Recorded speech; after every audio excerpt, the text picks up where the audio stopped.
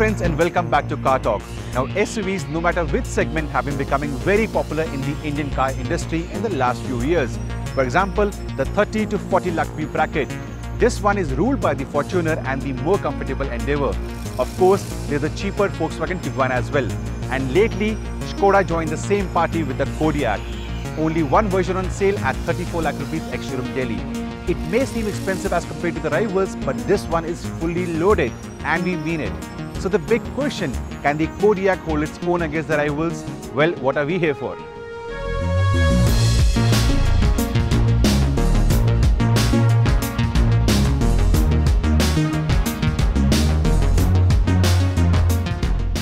The Kodiaq is Skoda's first large SUV and their ticket into the world of full-sized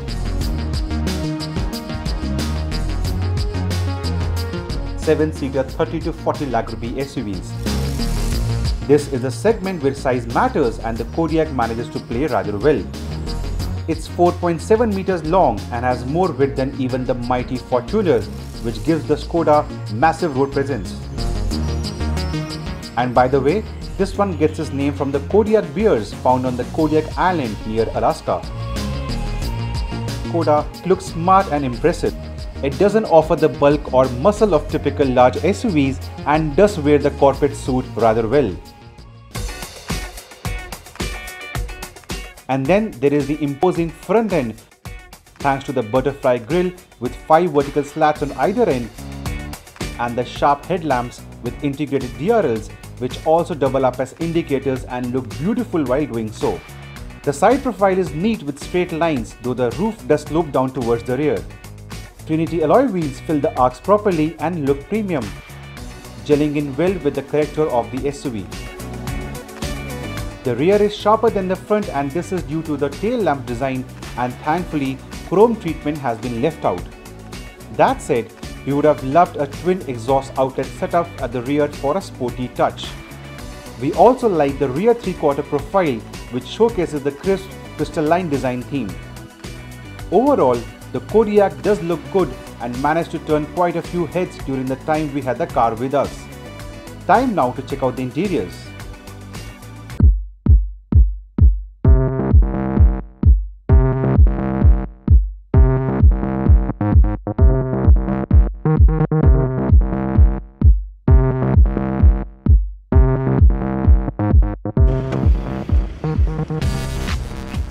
Now, anyone who will be spending over 40 lakh rupees for a big ticket item like a luxury SUV, the Kodiaq in this case, he will be expecting a lot of space, a lot of features, and of course a lot of quality. And thankfully the Kodiaq delivers on all these accounts. For starters, this is a very wide SUV, even wider than a Fortuner. That means the cabin is big. Secondly, the huge glass area and the massive panoramic sunroof give the interiors a very airy feeling.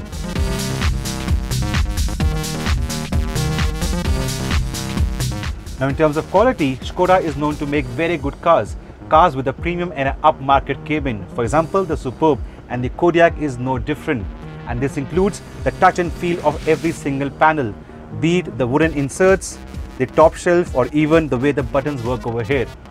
Now, up front for a driver like me, the seats are very comfortable, and both seats, the co-driver and the driver's seat, are powered.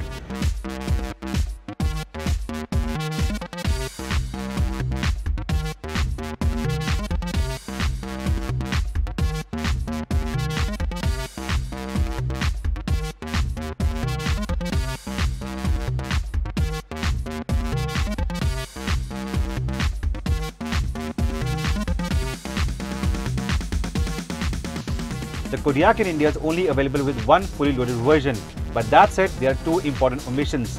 A lack of a sunglass holder, and B, the seats are not ventilated. So this is something cheaper cars in India are now offering. But that said, here's a list of things you get in the Kodiaq.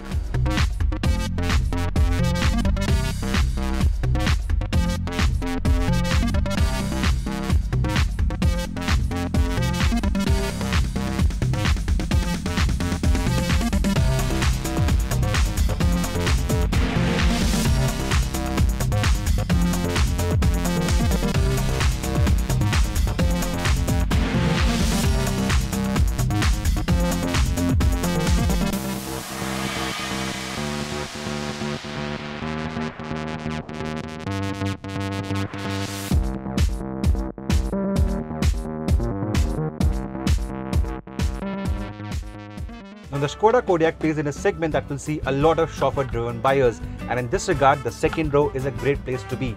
Why? Now option like the Fortuner and Endeavour, you have to basically climb into the second row because of their height, but in the Kodiaq, you simply walk in. This will also be good in case you're traveling with your parents and kids on a frequent basis. Apart from that, you can see the front seat is positioned for my height. I stand 6 feet tall and yet ample amount of knee room, leg room, shoulder room and headroom. Further on, because this is a very wide car, you can easily see 3 people in the second row, but the tunnel is quite high and this could intrude into the privacy of the third passenger. In terms of features, you get your manual sun blinds over here, the AC vents, the charging spot, a very wide armrest with 2 cup holders, and of course the massive panoramic sunroof. On the clever part, you get these power nap options over here on the seat. Just open this and I can sleep on the move without my head moving all over the place. Also, the seats have both a slide option and they can be reclined as well. The slide is very good in case you want more legroom at the back, which I'll show you right away. So as you can see, space at the back in the last row is only best for people half my size. The second row has been pushed all the way front, so in case your teenagers need more space in the last row, you can do that. You also get 1 cup holder over here, a place to keep your mobile, a charging spot on the back, and a very clever touch. This is your portable torch, which is self-charging from here and good for your camping fantasies. So overall, very good first and second row in terms of space. Third is only best for kids or small adults. That's why we call these cars 5+2 and not a 7-seater. Time to check the boot space. And finally, the boot space of the Kodiaq. As you can see, even with the 3 rows up, there is a lot of space over here. You can easily fit 2-3 overnighters and yet have space for your shoulder bags. In case you want even more space, well, the seats, they flip down completely flat, giving you enough space for your Ladakh adventures. The clever things continue. You get 2 hooks for your soft bags, one over here and second on the other hand. And in case you're wondering, the spare tire, it's not a full size, but it's a space saver, which means only good for up to speeds of 80 kmph. Now before I get to the driving part, here is the engine of the Kodiaq. This is the as expected 2-litre turbo diesel engine from the Volkswagen family, which is used in an array of cars worldwide, from the Volkswagen Passat, Jetta to the Skoda Octavia Superb to the Audi A4 and A3 and so on. So it's a very reliable engine used worldwide, and this one puts out 150 bhp of power and 340 Nm of torque. Now these figures might seem less in front of the Fortuner and the Endeavour, but remember, this one, the MQB platform, is a lightweight 7-seater SUV, a good 200 to 300 kgs lighter than the rivals. As compared to the smaller Tiguan, this is only 80 kgs heavier. So lower weight means better performance and much better fuel economy. Furthermore, this one gets a 7-speed DSG gearbox, and we all love DSG gearbox from the Volkswagen family. Thankfully, it's the DQ 500 series gearbox, not the DQ 200, so it's much more reliable. So that's about the engine. How does the Kodiaq drive? Let's find out.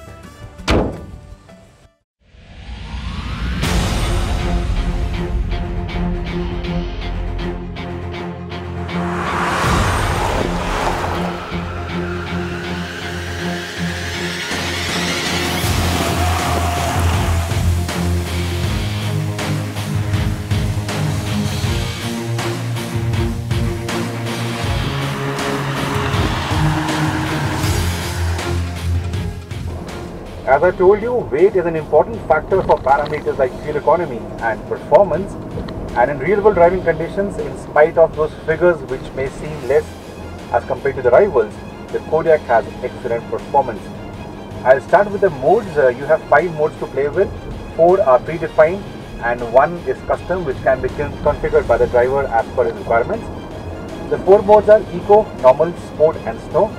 Eco is the one you should be using in case you are being chauffeured around by the driver, and trust me, in this one the fuel economy figures can really go up by almost 20% as compared to the normal mode. The Eco also gets you the coasting function. The moment you lift off the accelerator pedal, the car goes into coasting mode, so that again this helps you for the fuel economy. Normal by default is the mode that is selected every time you switch on the car, and Sport is the one to be chosen whenever you want to take over the car from the driver for those weekend drives.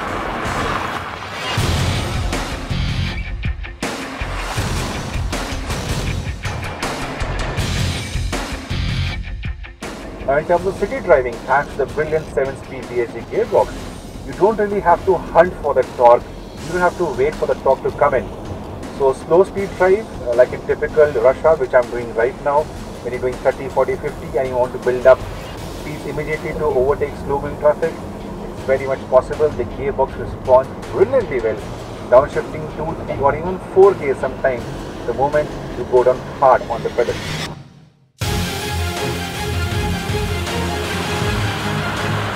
In terms of engine levels, while the interiors are very quiet, the cabin is very quiet at various speeds, you can always hear the diesel running under the bonnet, that typical diesel noise from the Volkswagen family of diesel engines. It's not intrusive, it's not bad in any way, but you know it's a diesel engine. But then again, as compared to the Fortuner or the Endeavour, the overall engine levels are much better.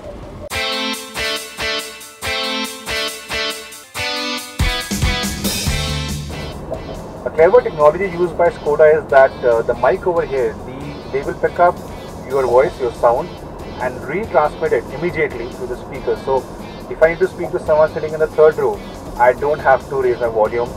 I can speak normally even at highway speeds, and the person sitting at the back can easily hear me. So that's a clever piece of work over there, Skoda. On the steering part, well, I won't call it very light at lower speeds or parking speeds, but the moment you get above 20, 30, 40, the effort really becomes very less without the steering feeling vague or lifeless at highway speeds. Now, it's a big 7-seat SUV, but trust me, you start going fast, you have a set of twisties, switch to sport mode, and the Kodiaq becomes very enjoyable. Again, something that the bigger options don't really offer you. You can feel the mass, you can feel the high center of gravity in bigger options like the Endeavour and the Fortuner. The Kodiaq runs on 18-inch alloy wheels and they look very great, but the tires have a very small profile and this has a low side. At lower speeds, over undulations, sharp undulations, broken tarmac or those not too great speed breakers, you will get thrown around. But again, as the speeds rise, the suspension is able to iron out all those imperfections and undulations in a much better way. The Skoda cars are known to offer good stability at higher speeds, and the Kodiaq is no different. A while back, we had our own share of high-speed fun on the Yamuna Expressway, and in spite of the expressway being made of cement blocks, the overall manners, the overall stability at higher speeds, including lane changing, was very good. So I think the comfort factor is average at lower speeds, but given your normal usage on a daily basis, you won't be complaining too much.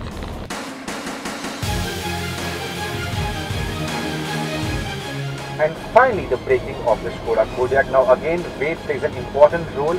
Lower the weight of the car, lesser will be the momentum, and the car will stop much quicker, as you can see in the video right now.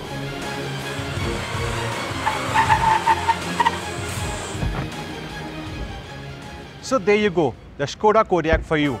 For starters, at 34 lakh rupees ex-showroom Delhi, the Kodiaq seems expensive as compared to the rivals. But then again, this one offers you a lot of kit for the money. To summarize, if the likes of the Fortuner and the Endeavour are too bulky for your daily usage and you want something that's more comfortable, far more efficient and can be driven by your better half as well, the Kodiaq makes for a good buy. What do you feel about the Kodiaq? Let us know in the comment section below, and to watch more such videos, you know what to do. Subscribe to our channel. So guys, till the next time, drive safe and do not forget to wear